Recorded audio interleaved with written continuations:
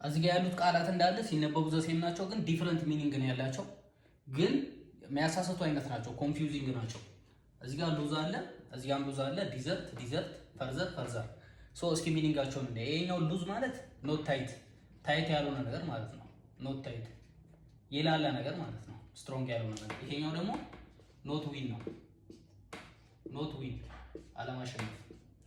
ይሄኛው ዲዘርት በረሃ ማለት ነው፣ እንደምታውቁት ድራይ ላንድ ማለት ነው፣ ድራይ ላንድ።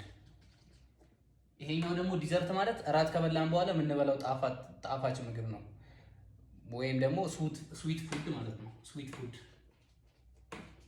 ስዊት ፉድ አፍተር ዲነር የምንበላው ስዊት ፉድ ዲዘርት ይባላል።